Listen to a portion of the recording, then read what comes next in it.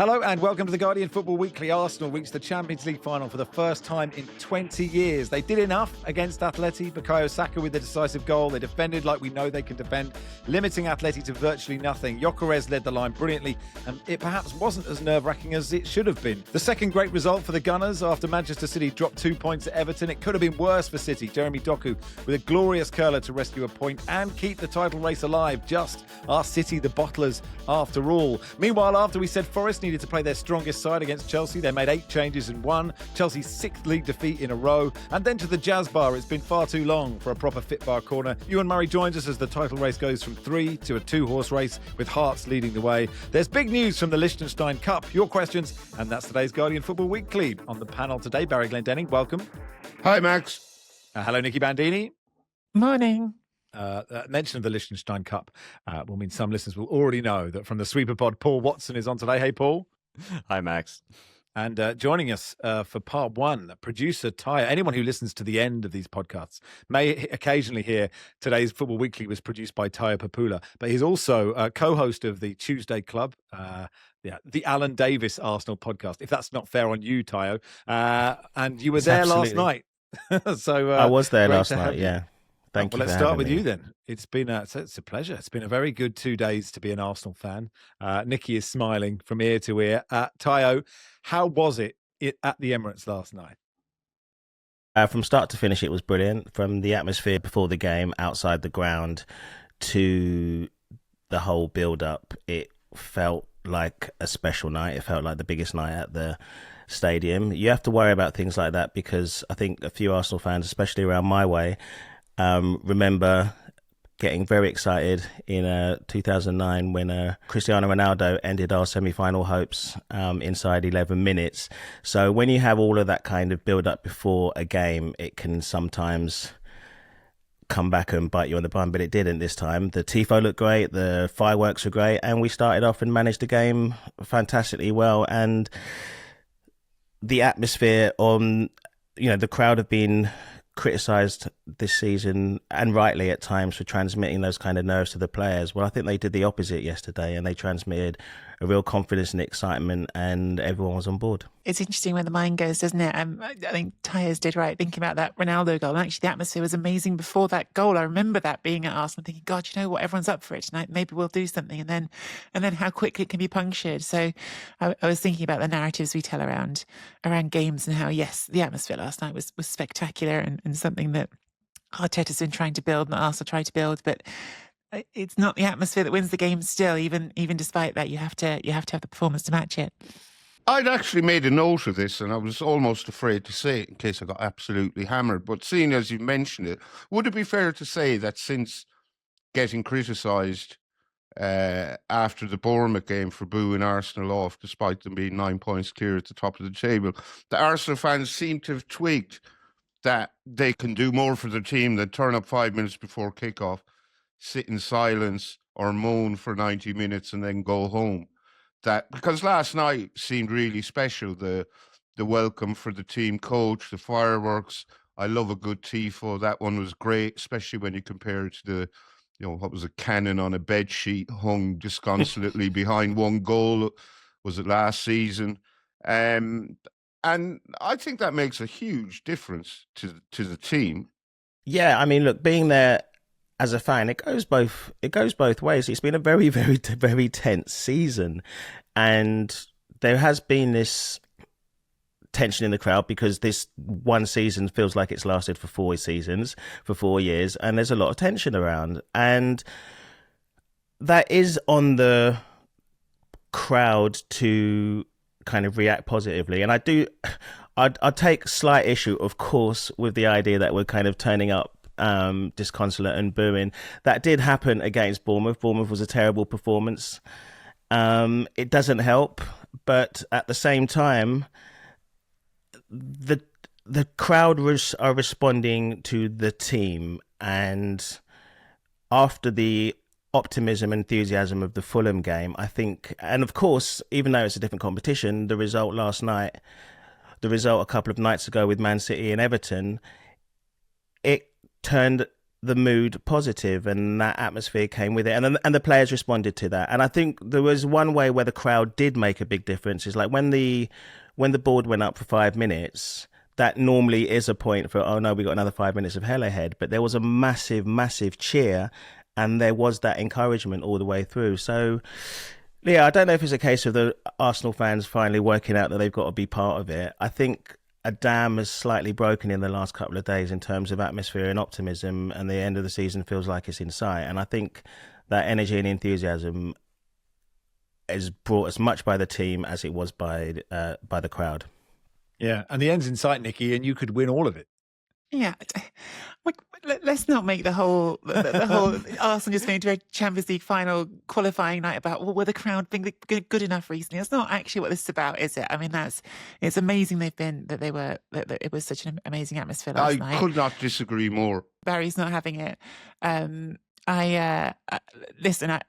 In the end, it's not about, as much as I am a fan and the atmosphere matters to me and it matters to everyone, I think it is still not about just the fans. It's about the players on the pitch to win a game of football, which is a really hard game of football.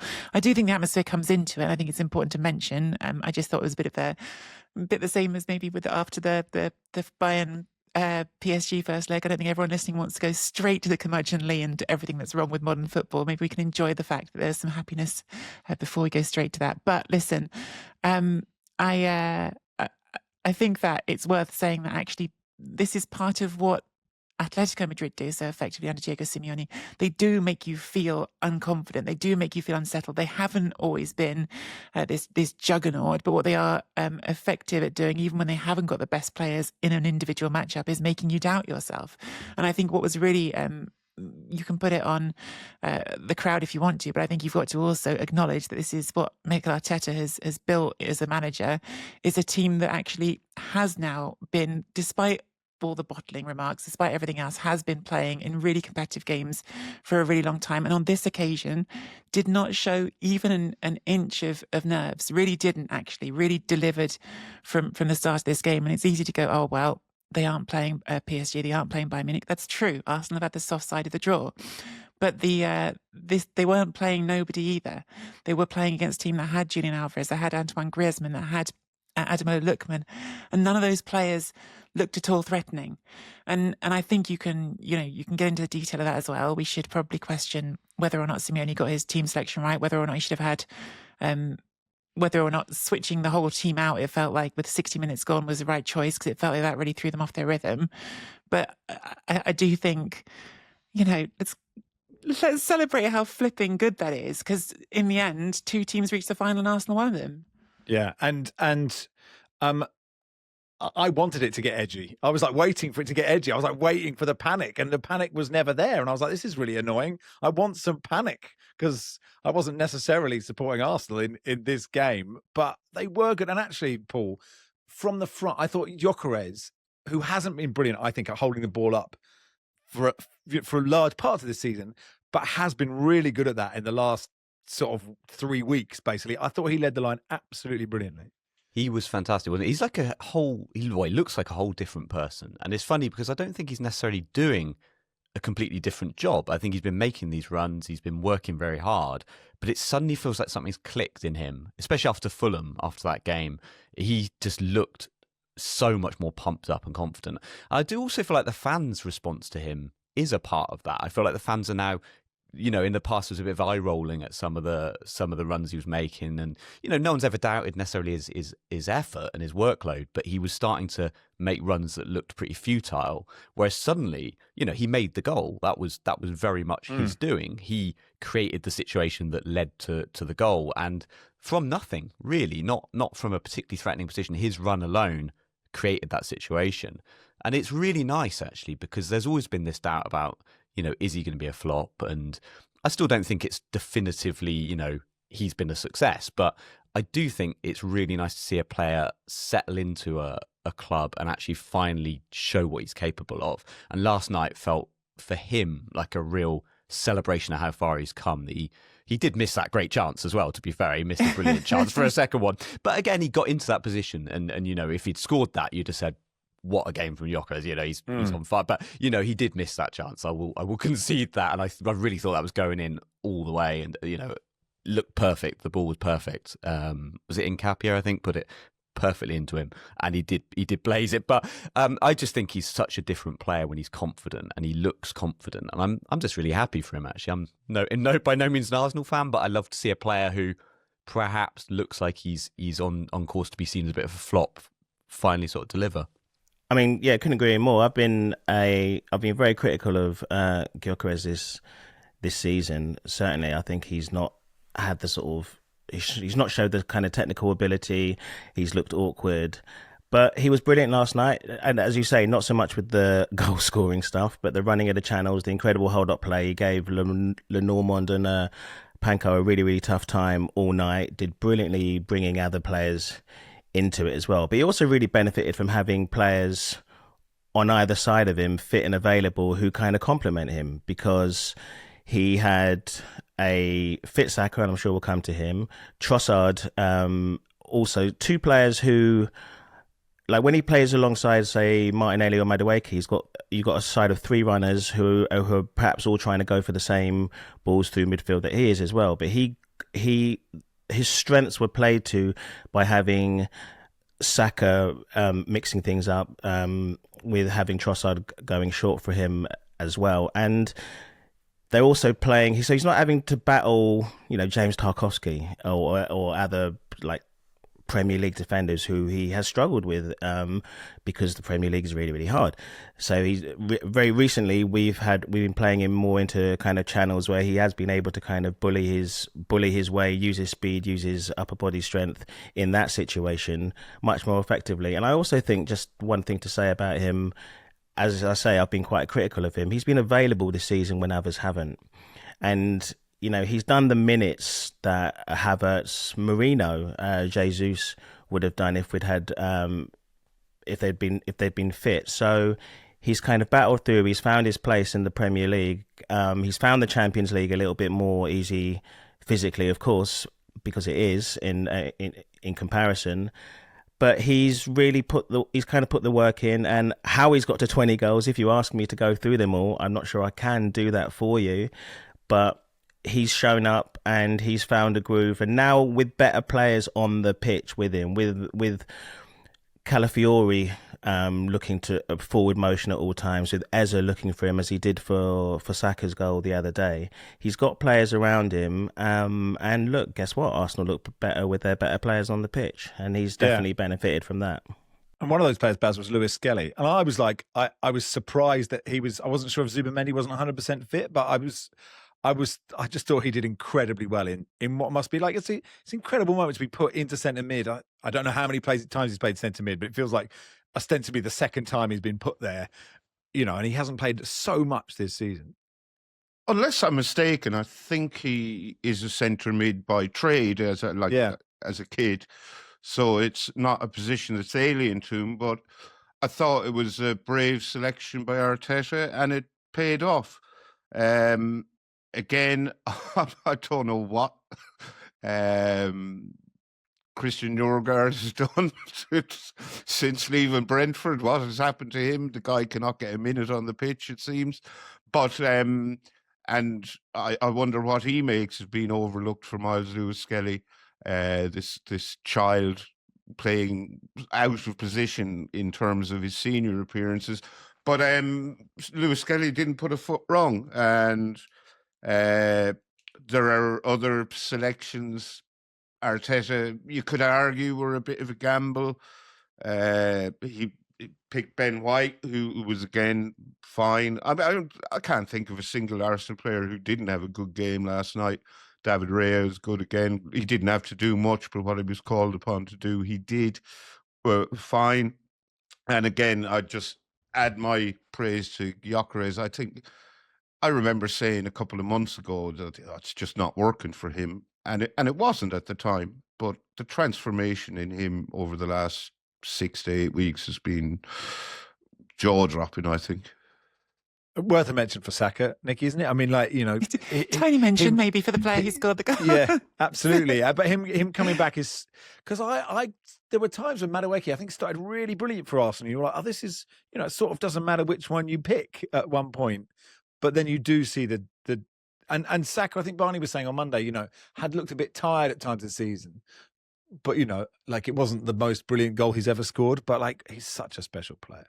No, but I think there is. I mean, there's a real, obviously, there's a qualitative difference between Madueke and Saka, and that's not chucking Madueke under some sort of bus. You can be a very good player and not be as good as Bukayo Saka. I think I've always felt like he's the special player in this duo. Well, maybe that's doing other people a disservice, but he's the one I'm most excited to watch. That's certainly true. He's always our star boy, and I think that there's, you know, it's easy to go, oh, scoring the goal, the flashy thing, the thing that you remember, of course, and having that moment of running to the crowd.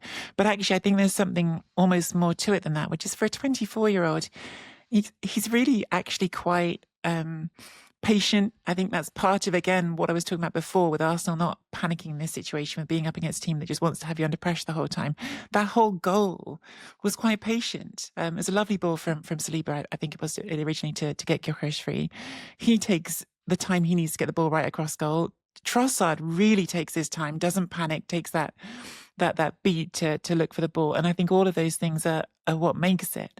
And I think that Saka is absolutely a player who does that, who transmits that, and who, when he's got, when he's on the ball or not actually on that flank, he you can see that he really is taking decisions. Whereas Madueke, he's so good at going past his man, but I'm not always sure he is beating, he is making those decisions with as much thought as Saka is. So I think that there is a different intelligence to the team when Saka's in it, personally, and I think that's part of why they won last night.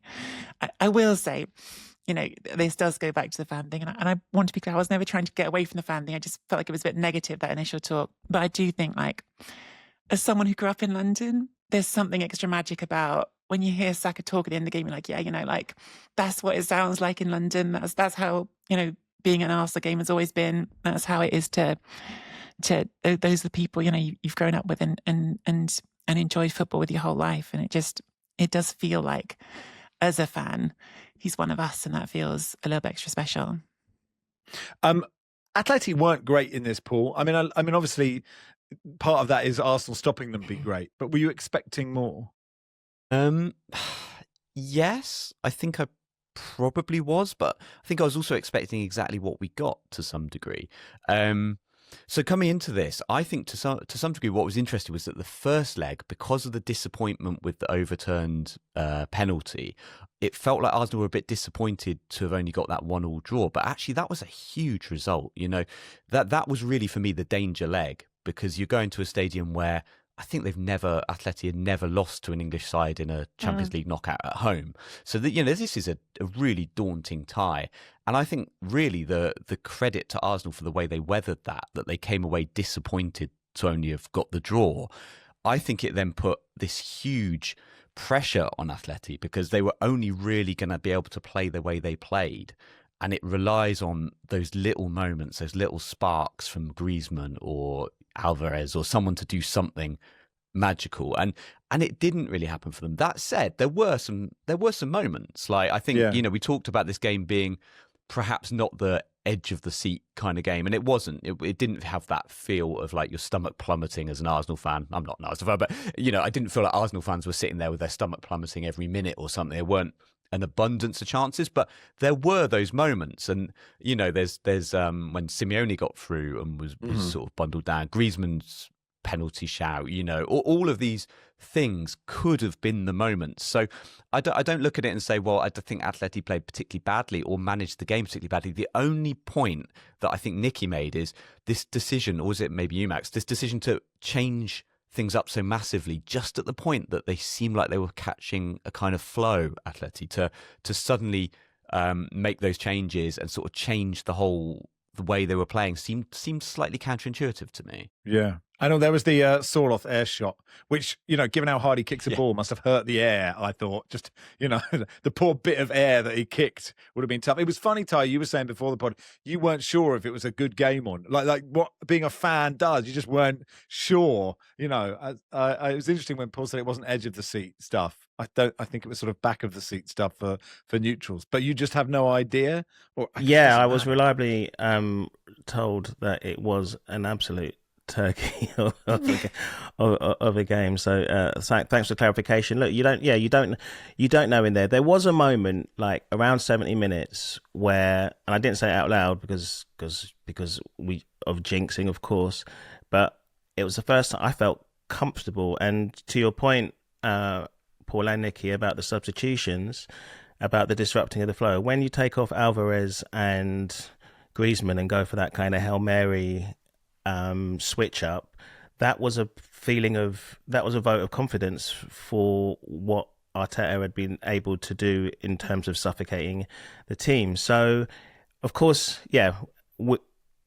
if you're watching as a neutral without that tension, then I can perhaps concede that it might have bored you to tears. But there was no way that there were battles all over the pitch for the one-eyed Arsenal fan, and we found those. And Mikel Arteta seemed to come up with a solution for all of the small amount that Atleti offered, and they didn't really offer much up front. There was that kind of scare with. I think if Simeone had gone down at the first opportunity, then we might have had a case for a penalty. But he tried to stay on his feet. Thank you very much, and take the shot. So apart from that, there wasn't really too much to worry about. So yeah, as a fan watching it, I was absorbed from start to finish. I was especially absorbed because where I sit is right in front of Diego Simeone and Arteta, and the two of them as Jack in the Boxes.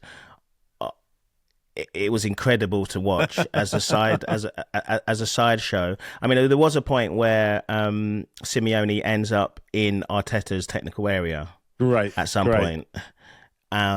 So that in itself was sensational. But yeah, couldn't take my eyes off it. I will watch it all again, and I'll concede that it might not be as much fun the second time round without that tension taken away, which is everything. I just wanted to on those substitutions and that impact. It's another of those fan things that maybe isn't real, but Antoine Griezmann scored that goal against us in the Europa League and then did the fortnight celebration however many years ago that is now. And I think there's like that institutional fear of players you get because you remember them ruining a big night. Yeah. And so at least as a fan, like the second he goes off, you're like, oh, thank God. Because like you're waiting for him to do it again, to go and score that goal and do the dance he hasn't done in years and years, but he used to do. And I do think that substitution psychologically as a fan at least was like, oh, thank God he's out of the way. Baz, it'd be good to get £1 for everyone who says styles make fights in the lead up to whoever Arsenal play in the final. But that will be, regardless of who it is, it will be a fascinating game. Yeah, Arsenal will almost certainly go into it as underdogs, whoever they're playing. But it's a final, it's a one-off game. They have every chance of winning it. We've seen it happen before. Wigan beating Man City in the cup final, any number of FA Cup shocks. See massive upsets in other sports. I don't think Arsenal beating Bayern or PSG would be a massive upset, but I think they will need whoever they're playing to have a bad day. They'll need big performances all over the pitch, but I'd give them definitely give them a chance. Of course they have a chance. They're in the final. I was about to say something uncomplimentary about Mikel Arteta, but apparently it's not allowed, is it? No. Yeah, you can say what Barry should. I forgot Barry I'm on the Arsecast today. Hey, Barry, you can say what you like. Nicky first, and then Barry, you can say your uncomplimentary thing about Arteta. I would like to hear Baz's uncomplimentary thing about Mikel Arteta. I also just think, and I completely agree with everyone who's going to say it, Arsenal will be the underdogs in this final. But it is weird. It is nevertheless weird that we're talking about a team like they're some crazy underdog while they are top of the Premier League and have not lost in the Champions League this season. They have 0 losses in the Champions League. Yeah, Barry, now time to take this away from, there are lots of listeners to this podcast who don't want everything to be positive about Arsenal. So, no, just we mentioned the touchline antics of Simeone and Arteta, and while mildly amusing, it's getting out of hand. Arteta's behaviour on the touchline is disgraceful, and the sooner the better some fullback or winger absolutely cleans him out accidentally, in inverted commas, while going for a ball that's rolling down the touchline, the better. I cannot wait to see it up in the air. What is it you don't? Send What him is it into you the don't? stand. What is it you don't like, Barry?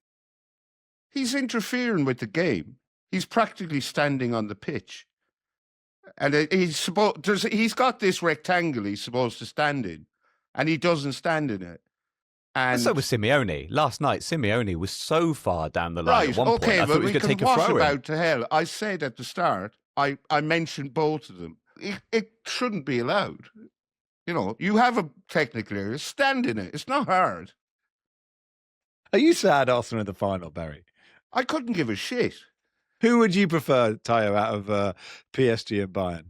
I mean, there is a revenge factor, the fact to play PSG again. I wouldn't dare to suggest that one side is going to be better suited to Arsenal than the other, but I think the overriding thing is living in a world where Harry Kane has scored a winner against your team in the Champions League final. I'd like to take that out of the equation. So if my choice is based entirely on that, I can live with it being Dembele. Yeah. It's too long a summer if it's Harry Kane. Yeah. What if he's got a Spurs shirt underneath his Bayern shirt? Just there. He's just got it on. What a moment that would be. All right. Thank you, Tayo. Thanks for your job. Go back to producing this podcast now. How we survived without a producer for part one. No one will know. We'll be back in a second. All my bits from part one are going to be taken out. Now that our producer has officially come out and nailed his colours to the mast. You provided what necessary balance for this very objective podcast, Barry. Thank you. And we'll be back to discuss... I don't think anything I've said is even remotely controversial. That's the problem. All right. You just seem in a bit of a mood, that's all. I'm not You're in allowed. a mood. Okay. No, nothing's worse when you're not in a mood than someone saying, are you in a mood? Because then that gets you in a mood, doesn't it? I didn't mean it. We'll be back in a second. Welcome to part two of the Guardian Football Weekly. So then another good night for Arsenal the night before. Everton 3, Manchester City 3, which means Arsenal have 76 points from 35 games and Man City are 5 points behind with a game in hand. What a game, Paul. And weird, at the end of it, all the players look devastated. Yeah, like I don't know if you saw, this is a bit of a tangent, but did you see there was a non-league game and someone took a photo that was on Twitter where both teams had been relegated, and there was this shot that was just magic because every single player on the field was on their knees in that kind of we've been relegated pose. Platoon way, brilliant. There was a bit of that here, wasn't there? Because also, what was so weird about this game is that that Man City ended up like grabbing what should theoretically be a kind of, there should be some sort of relief and joy in scoring a last-second equaliser, and I'm sure there is. But they must be gutted because, you know, this is enormously costly result. It may be basically the death knell for their title ambitions.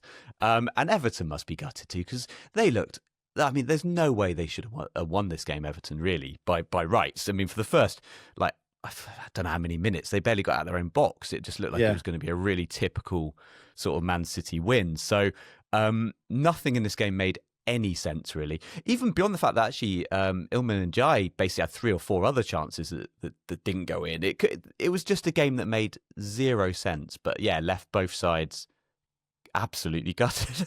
My overwhelming sadness is for David Moyes, who's never beaten Pep. And you're like, this is your chance. This is your chance, poor bloke. I mean, the reality is, Barry, that docu-strike, it does basically keep the title race alive, I think. I think without that, it is completely done. I mean, it's sort of done, but it's not done. I think it is done. And I thought it was hilarious that when he scored that equaliser, he wheeled away with his finger to his lips and kept tapping his finger against his lips. And I'm going, who are you trying to shush here? I mean, you've dropped 2 points. You've given the title to Arsenal.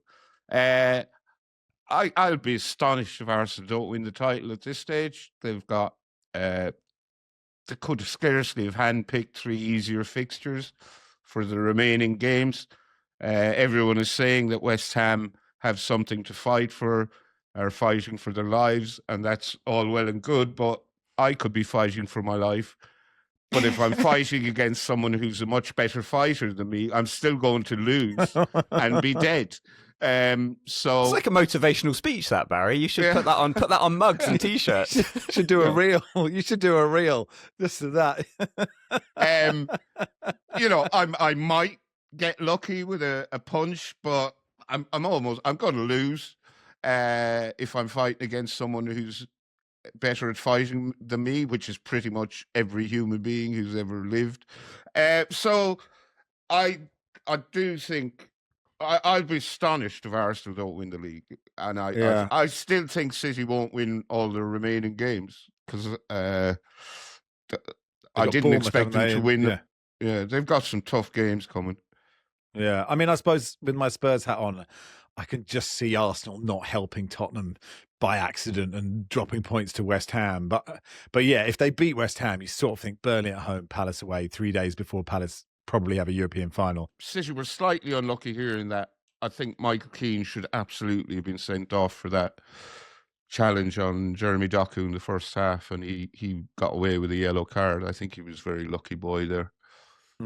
I mean, there's been so much talk, Nicky, of Arsenal bottling things. And I'm just trying to imagine the reaction if Gabriel or Saliba had made the mistake that Mark Gay made. And look, Gay has been so brilliant for City. All moments in a season are defining, but that is a defining moment because Everton, okay, they had some chances, but until he does that, they're not getting back into this game. Yeah. In terms of the game, it's completely transformative. I think, as Paul said, it was just a really odd game because Everton looked completely not part of it until suddenly they were the better team for 20 minutes and could have scored 6, it felt like. It just felt like every time they were going forward, they could have scored again. And even at 3-2, you got Donnarumma comes up for a corner, and if they could just hoof it long, they might score that way, and then they don't end up winning. So it was a very strange game, but it does start to get weird with that game mistake. So it absolutely is one of the pivotal moments of the race. I think almost because of that, I can't agree with Barry, and certainly I'm aware I'm viewing things through my own lens as someone who's got a horse in the race. But I don't think either of these teams has been without mistakes and without nerves. And as quickly as we've gone from Arsenal not being in control of it to being back in control of it, it's worth remembering it's 5 seconds ago that they were looking very nervy against Newcastle. So it just takes a weird thing to happen in a football game for things to change. And I do think one of the things that is being slightly under acknowledged in all of this title race, in which we've often said it's over when it wasn't, or at least people have. I haven't, but people have. Is that the Premier League's very competitive. The gap between the good teams and the bad teams is not as wide as it is in other leagues, and therefore some of these teams, if they show up in the way that they're capable of, can cause surprises. And there's so many examples of that through the season. Arsenal drew against Wolves, who are the worst team in the division according to the table. So it isn't. I don't think it's over, but it's certainly Arsenal have the command of it, and will be the ones who've thrown it away if they don't win it. Yeah, I mean, I agree with you, and yet, if you beat West Ham, Burnley at home, Palace away is just. Because Palace would rest if they're in the Conference League final, they'd probably rest everyone. But then I guess Forest rested everyone, and they hammered Chelsea. So who knows? A bit I loved in this game, and I like in football matches, Paul, is when a goal happens before the directors and the commentators are ready, and that very much happened with that Haaland goal. All of us were like, "Wow, how's he there? How's that happened?" The Haaland goal to me felt like if you're playing, sometimes you have to play like someone's kid on a computer game, like you're playing FIFA and it's you're playing against like your nephew or something, and suddenly your nephew's actually really quite good and they get 3-1 up and you're like, all right, I'm gonna have to just put you in your place a little bit here, like you just run them up and score a goal. It's like Haaland was like, come on, no. Yeah. And the funniest thing was the fans leaving. Do you see the fans, Man City fans leaving and then coming back in like 80 seconds later, and you think, so it's kind of hard as a Man City fan to become disconsolate, isn't it? Because they immediately give you hope and you have to come back in. Also, the celebrations at the end were almost like a bit of that. It was like it wasn't even so much that we've got result we want. We ruined your night, and that's sometimes in football that's quite satisfying.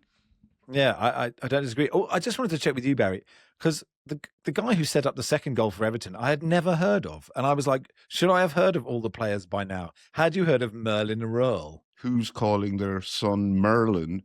But Yeah. I've punchy, never isn't heard it? of. I've heard of the magician and him, and they're Yeah. the only. And a cat. I know. A friend of mine used to have a cat called Merlin. I think Merlin is a safer name than if I was thinking at the playground and they said this is young Merlin, I'd go, okay, fair enough. If they said this is young Gandalf, then I'd be like, okay, that's a step. You can't give that. That is not fair. So yeah. Anyway, that was that, and we go on. Man City have Brentford at home, Palace at home, Bournemouth away, Villa home. As we said, Arsenal, please beat West Ham, and then Burnley.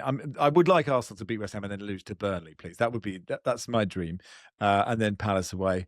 Let's go to Stamford Bridge. Then Chelsea 1, Forest 3. And as I've mentioned, Baz, we made such a big thing of Villa kind of letting Spurs win to keep Forest in trouble, keep them scared.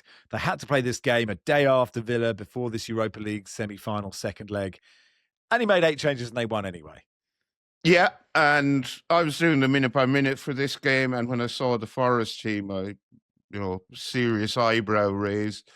I thought he's taking a big risk here, and then he did his pre-match interview, Vitor, and said he had faith in these players getting a result, and boy, did they!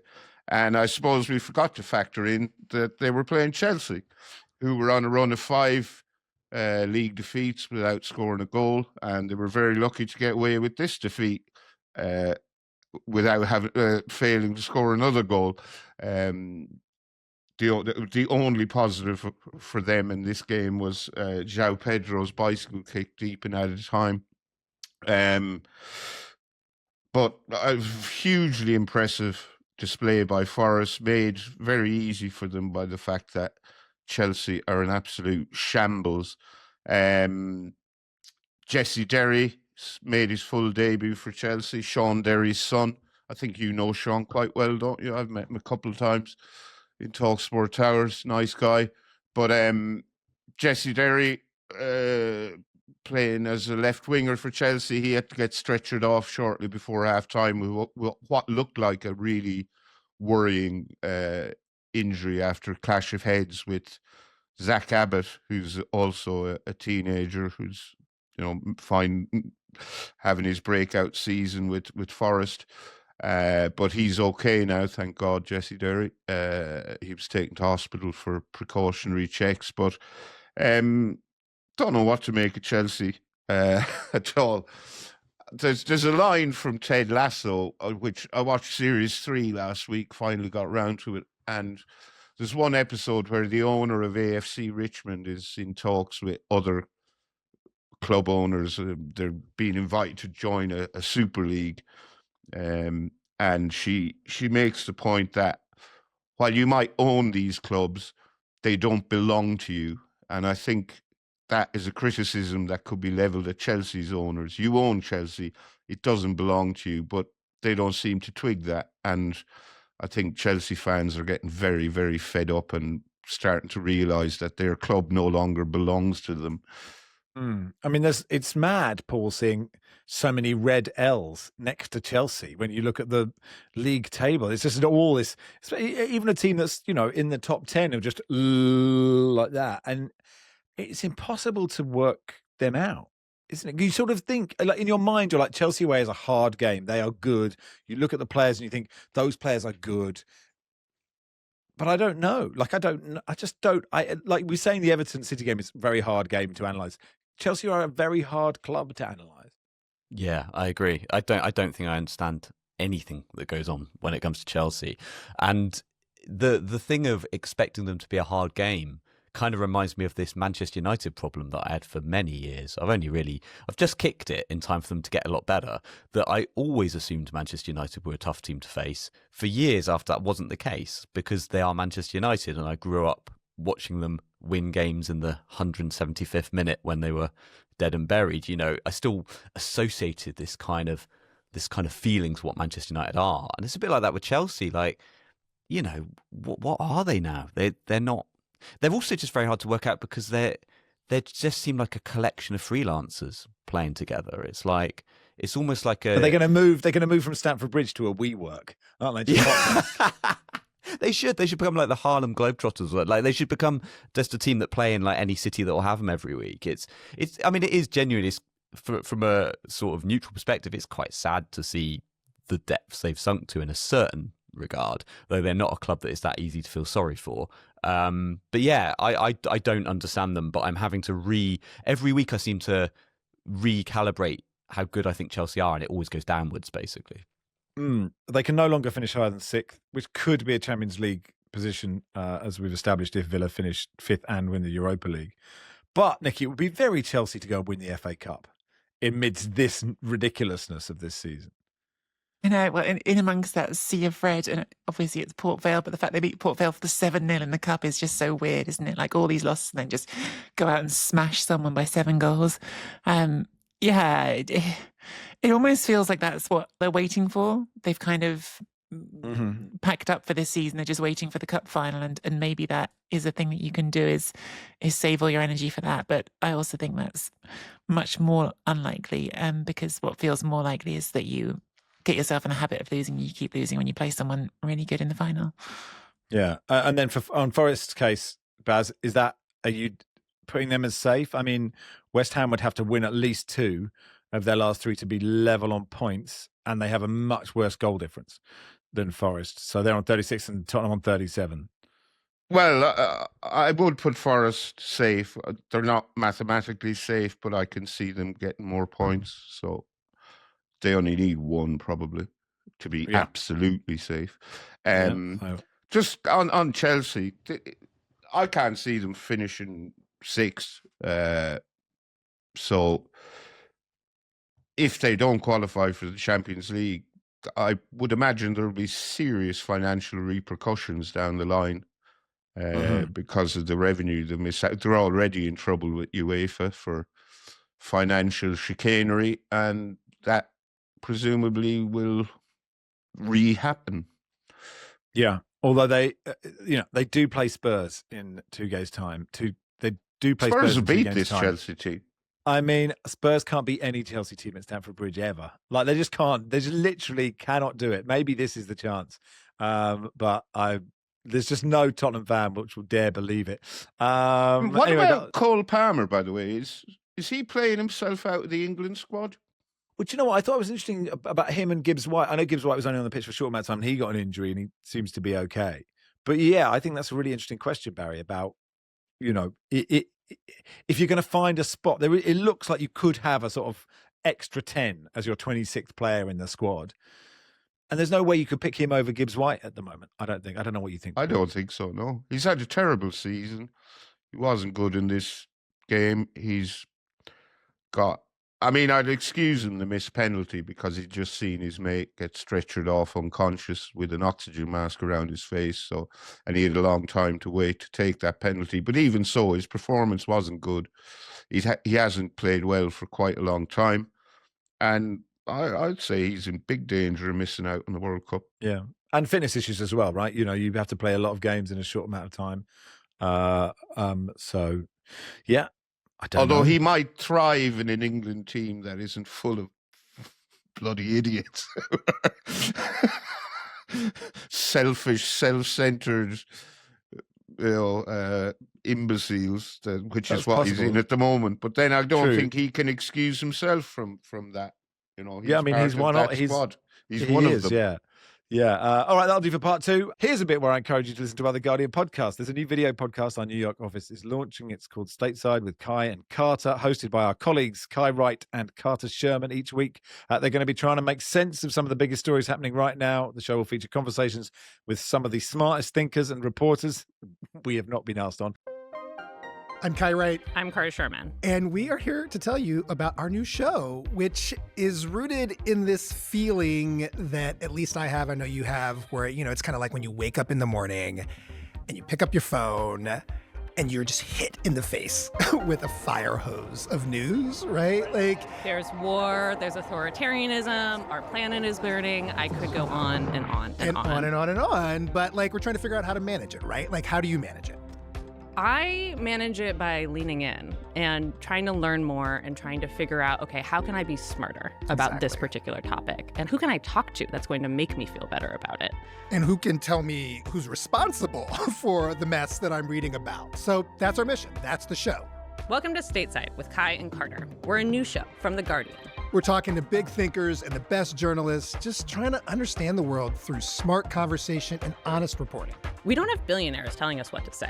Stateside with Kai and Carter will come out 3 times a week, Monday, Wednesday, and Friday, starting May 13th. Follow on Apple Podcasts or catch us wherever you watch or listen. And speaking of New York, I'm afraid to say that we've sold out our live show at the Bowery Ballroom. But the sales were encouraging enough for me to pitch a US tour for sometime in the future. So watch this space, I guess. But yeah, unfortunately, we don't have time to do another live show or, say we'll play Madison Square Gardens instead. But thank you for all getting tickets quickly or trying to get some. And we'll try and come back in the future. And that'll do for part 2. Ewan Murray joins us for part 3.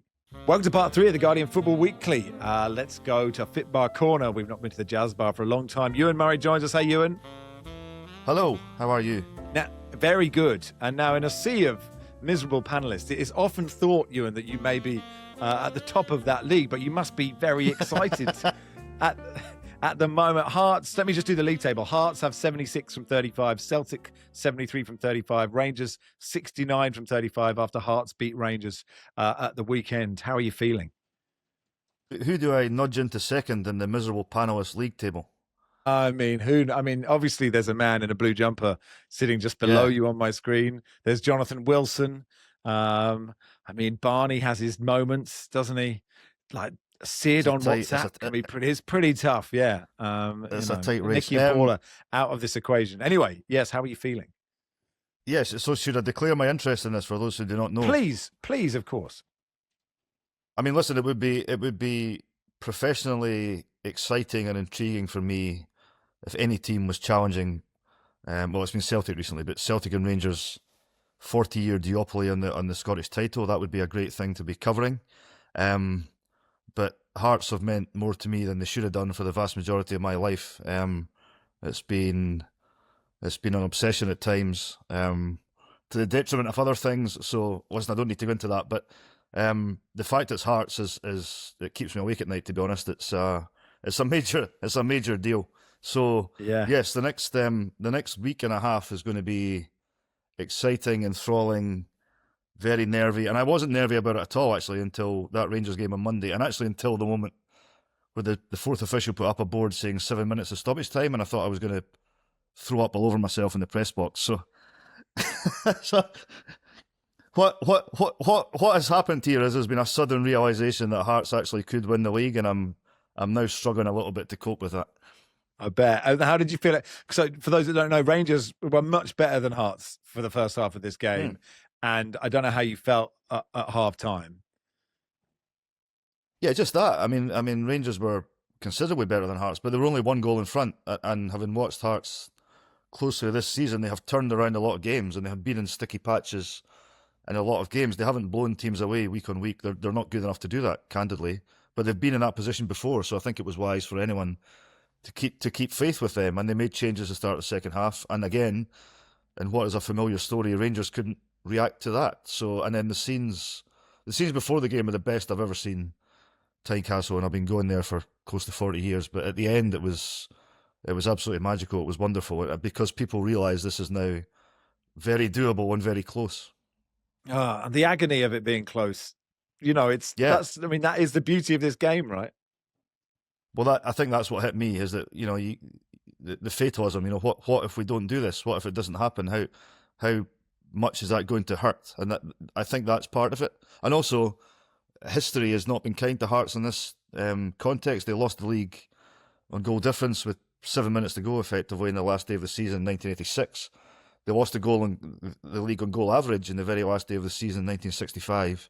So, people with long memories have that in their minds, and well, there's a bit of trepidation, so that all feeds into it. Plus the fact, on the last day of the season, they're going to face a Celtic team who are just experts at winning this league. So, yeah, while it's exciting and invigorating for all the things I've mentioned, naturally you worry a little bit about what if it goes wrong. You and loads of Rangers fans think you're a Celtic fan. Loads of Celtic fans think you're a Rangers fans. Loads of other people think you're a Sky Sports golf commentator. They're all wrong. But Celtic play Rangers at the weekend. You obviously want Rangers to win or a draw. Yes. Yes. Yeah, there's no further elaboration. Yeah, I mean, I'm in a unique position in all of this because I cover and attend these games featuring the other clubs. So I've covered Old Firm game. There was the last Old Firm League game at Ibrox. Rangers were 2-0 up and in a very, very strong position. And Celtic came back, and at that game, Hearts needed a draw really, and Celtic were 2-1 behind and were absolutely dominating Rangers. And I'm sitting in the press box worried that Celtic scored too early because they might go on and win the game 3-2. And it turned out they didn't. They equalised sufficiently late that it was a draw, and that suited Hearts. So yeah, I mean, it's my job, and that's fine, and I love it. But I have a range of emotions covering these fixtures, which I'm quite happy to admit, and everyone that knows me knows perfectly well. It's linked to what this might mean for Hearts. So yeah, it's Barry, you've articulated the position well, but in the context of my work, it's a weird place to be in. Ewan, I'm looking at the league table right now. Obviously, I don't cover SVL. I don't unfortunately get to watch it much. So could you just, I suppose for the listeners like me who have been following it, or just explain exactly what it is the Hearts need to do from here to get across the line? Nicky, you're assuming I've studied this very closely, which I'm a bit scared to do. Listen, with 3 games to go, they're 3 points in front and 5 goals in front of Celtic. Celtic host Hearts on the final day of the season. So I think in layman's terms, Hearts have to get to that last day at Celtic Park sufficiently far ahead. And now, how far sufficiently far is, I wouldn't really care to speculate. But yeah, Celtic play Rangers on Sunday. 4 points would be nice. Yeah, if they win, Hearts go to Motherwell on Saturday night, which is a very, very tricky fixture. Motherwell have been a very, very strong team this season and can damage anyone in the league. Then Celtic play Rangers on Sunday, as we've said. Then Hearts host Falkirk on Wednesday night, and Celtic go to Motherwell. So there's a chance, and I think a reasonable chance, it will be decided before that final day. But Hearts' job is to take 6 points if they can, which should put them in a very, very, very good position. But Celtic, who have been written off and who have been criticised, and not unreasonably so at times, they have a manager, Martin O'Neill, who knows exactly what it takes to win the league in Scotland. They have players, Callum McGregor, Kieran Tierney, Daizen Maeda, Rio Hatate, Arnie Engels, Alistair Johnston, James Forrest, who not only are very good players in Scotland, but they also know exactly how to win the league. So they haven't really been in this position, and certainly not against Hearts. But I've been wary for a while that Celtic have been written off, when maybe that's a bit unfair given what they've got in their locker. You must be going, thank God they had Wilfred Nancy for a month. I know. That was another element of this wild season where I realised he was going to be sacked, but I was pretty disappointed about that. I wanted them to keep him for another 6 or 8 weeks. But there is obviously this scenario. I was going to say this scenario where you win all your games, they win all their games, and then you get pumped 6-0 by Celtic on the last day, and that is the absolute disaster. That is the worst possible way. Well, yeah, and then the goal difference element is doubled, if you like, there, because what Celtic do immediately takes away from Hearts in that game. So that it doesn't have to be 6, it could be 3. Yeah. Oh. Exactly. We were talking about that in the pub after the game on Monday. What margin would you be comfortable with going to Celtic Park? And none of us came up with a margin that was sufficiently comfortable. But listen, I'm getting into this fanboy mode, and I'm quite happy to do it because I think it's reasonable in this, given what's going on. But for the Scottish game, this has been an almighty fillip. I mean, Celtic Rangers, and say for the last number of years, just Celtic. It became monotonous, it became dull, it became non-competitive, and the number of messages I've had and people I've spoken to everywhere who have now said, now they know my affiliation, but anyway, what about Hearts? What's happening in Scotland? It has generated a level of interest and intrigue, and just that competition, that element of unknown that has been so badly needed, and it's been fantastic for the game as a whole this season. And what have Hearts done? I mean, obviously played well, won games, etc. But what have they done? A few things have happened at once. Tony Bloom has got involved, and Bloom's involvement is significant.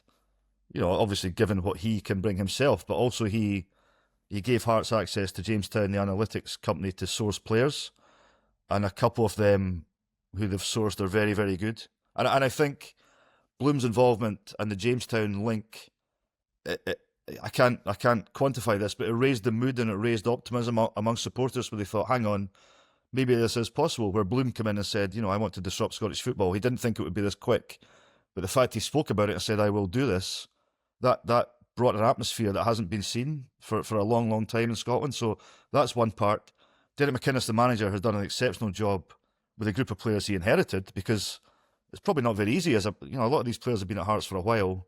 They see Jamestown, they see a new recruitment model, and they think, I'm going to be phased out of this. But the spirit and performances that McInnes has created amongst those guys has been terrific. And also, they've just ridden the crest of a wave. They benefited, I think, from not playing in Europe this season. So they started this campaign in quite a, week-to-week basis, and they started winning and just built on that. And also the factors, I think they've been overplayed, but they are significant. Rangers started the season with Russell Martin, which clearly was disastrous, and they got rid of him. The Wilfred Nancy element in the middle of the season for Celtic, after Brendan Rodgers had left amid much disruption, that was a factor there. I mean, Celtic have lost 8 games. I think Rangers have drawn 12. That in modern terms, that's unheard of for these teams when they're pursuing the title. So Hearts have capitalised on that. But just saying they would do that, given still the massive gap in resources between Hearts and the old firm, it's not as simple as saying, the old firm have been crap and Hearts have been good. They've done something really special so far.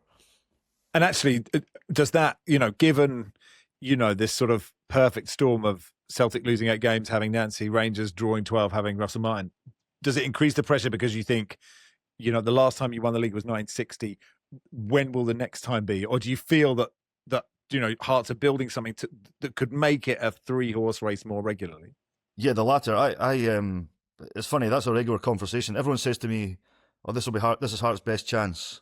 Well, it's their best chance to this point, but I dispute the notion it will be their best chance, because I just think Bloom's track record of success, the fact that he can bring players from alternative markets who will work in Scotland a lot easier than they would work in the Premier League, for example, or work in Italy or work elsewhere.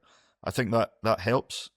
And I'm still unconvinced by various elements of Celtic and Rangers. I think it's far from certain that they will improve dramatically to just knock Hearts out the picture next season, including if they don't have Champions League money. So I think it's definitely fair to say this is the best opportunity Hearts have had for decades. But I would stop short of saying it's the best chance they'll ever have, because I think they're actually at the start of what promises to be quite an exciting journey. And it's the interesting thing, and I haven't read enough about it, about this analytics thing, is that they don't, it's sort of a secret, it's a secret analytics thing. Like no one really knows what's in the medicine. What is it? What's the secret sauce? That's right. Well, if everyone knew, I suppose it could be replicated and everyone would do it.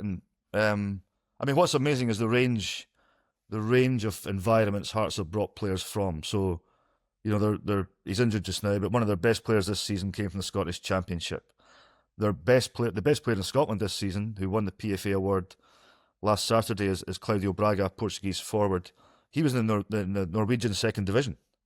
Now, you've bought him for £500,000 and they're not paying him a lot of money, but sourcing guys like that, and they say, no, these players will work in Scotland. Now, everyone won't work and everyone hasn't worked, but it's the range of data, the range of leagues, and the pretty near certainty that these players, if deployed correctly, will work in the Scottish League. Oisin McEntee, he was a free transfer from Walsall. He's been one of the stars of Hearts' campaign. The variety of players they've picked up is what makes it really, really striking. And as I say, if Bloom and Jamestown didn't have a track record of this working elsewhere, I think people would have been sceptical. But as soon as he got involved and people dug around and said, oh, hang on, look at what has happened in other leagues, there was immediate excitement, and that has been proven to be correct. Nicky, Como's a good example, right? Yeah. I was sort of actually curious just to pick up on what you were saying there. You mentioned McEntee. I feel like in this conversation, we haven't really talked much about players. And I'm curious, again, as someone who doesn't get to watch much of this, are there players who you think we should be hearing more about, who we should be watching more? Absolutely. Well, I'm conscious not to dismiss the ones who have already been there. Lawrence Shankland, the captain, had a miserable time last season and has been completely revived by Derek McInnes. Braga has been the star of the show. I say McEntee came from Walsall, Harry Milne came from Partick Thistle. The guys like that they've picked up, Saber Kurjota, an Albanian, Kizaridis, a Greek winger, are all, every player Hearts signed there comes through the Jamestown process, and every player they retain will have to, pass Jamestown approval to get a contract at a certain level. So this is the process they're now right in the middle of. My one worry has always been, and I've read about this again, Nicky, you can comment about Como. I worried Hearts would lose a Scottish core and a Scottish identity, because I think that's important, and I think in the Scottish League you need some players who intrinsically know the environment, but actually, their key performers this season have either been Scottish or have been around long enough to understand it. But there has been chat in Italy, hasn't there, about Como's team basically being made up of non-Italians. Yeah, there's only a small handful of Italians even in the first team squad at Como, and they're not playing, and I think there's been a lot of talk about that. I suppose a big part of the concern around that in Italy isn't, are Como doing well enough, because Como are demonstrably doing very well. The talk about that is it hurting the Italian national team, which I suppose right now the Scottish and Italian national teams are very much trending in opposite directions, aren't they? Scotland are going to a World Cup and Italy aren't. Ali McCoy, I think it was Ali yesterday, was very critical of the fact that Rangers sent out a team to play Hearts that didn't have any Scottish footballers in it. Mm. He thought that is not acceptable. You need Scottish players in your team. Now, that's a view. Well, I don't want to be all Enoch Powell about this. That's not what I mean. But I mean the Rangers used 16 players at Tynecastle, and none of them were Scottish. And I think Ali's point would be, for Rangers and Celtic especially, if the biggest clubs in Scotland have typically had, if not the best Scottish players, then very prominent Scottish players. Celtic still have Callum McGregor and Kieran Tierney, for example. Hearts have Craig Halkett, Lawrence Shankland. Craig Gordon is still in the squad, although he's been injured. Stephen Kingsley, who scored. Harry Milne, who I mentioned. I do think that's important. Just to identify with... One, fans identify, I think, a bit easier with those players. But two, the Scottish League is a weird league, and I think players who understand that deeply have just a better chance from a starting point of doing well. I'm not saying they're all wonderful players, but I read what Ali said, and that is a view shared by supporters. I would say... Can I just stress, I am not accusing Ali McCoy of being Nigel McFarage. Not for a second. That's why I said the Enoch Powell thing. I'm not. I've been criticised before because I have raised it when Rangers especially or Celtic have had few Scots in their team, because I think it's damaging for the national team and for the footballers in the country. What I would say, unlike in Italy, although maybe it's sharpened focus in Italy because of the issues around the World Cup, Scotland is actually so tribal that people don't typically care. If Rangers are winning every week with no Scots in the team, no Rangers fan is going to say, but where are the Scottish players? And Celtic are the same. And I dare say Hearts may become the same as well. It's such a tribal environment that usurps how many Scottish players are in the squads if the team is winning. But Rangers are struggling a bit like Monday night. It's the kind of thing that will raise its head, and I think it's a decent point. Yeah, it's amazing you also chanced upon my pre-pod motivational chat, which is let's not go all Enoch Powell today. It's just something I'd like to live by. Anyway, Ewan, good luck to you. Thank you. I hope we're speaking pre-World Cup, post-domestic season, and I'm goodness knows where I'll be or how I'll be. Could be the happiest panellist alive. Who knows? Ewan Murray there, our Scottish football correspondent. Just finally, Paul, in the WhatsApp group, you put, imagine you're all across this, but FC Vaduz extended their world record by winning the Liechtenstein Cup this evening. I didn't see the whole game, Paul. Can you briefly tell us what's happened? Well, I thought we were going to do a whole part on this, but I'll condense it briefly. FC Vaduz have won their 52nd Liechtenstein Cup, which is a world record. No other team has won their domestic cup that many times. And the reason they tend to win it every year is because they're the only professional team in Liechtenstein. So Liechtenstein has no league. All their teams have to play in the Swiss system. FC Vaduz are in the Swiss second tier. They actually pay a lot of money to play in that division. They're actually on course for promotion. So FC Vaduz just basically batter everyone every single year. But this year it was a lot more dramatic than usual. They almost lost. They only won 4-3 against Eschen Mauren. But this is because Liechtenstein has no league. It's the only UEFA country without a league. This puts them into Europe every year, and every year they win it. They've won 12 in a row, and this is number 52 for FC Vaduz. Oh, many congratulations. Did they have how many Liechtensteinens are in their team? That's the key question. Well, they're a very Liechtenstein heavy team, but the team they're playing against, Eschen Mauren, is almost entirely foreigners. A lot. They're like, it's got players from all over the place, including a Brazilian called Fernando Timbo, who you can only imagine is just completely at a loss as to how he found himself in like the mountains of it's the mountains of Europe, right? Just doesn't look like a normal place to be in, does it? Anyway, look, we've gone on far too long, but look, there was a lot to cover. So thank you, everybody.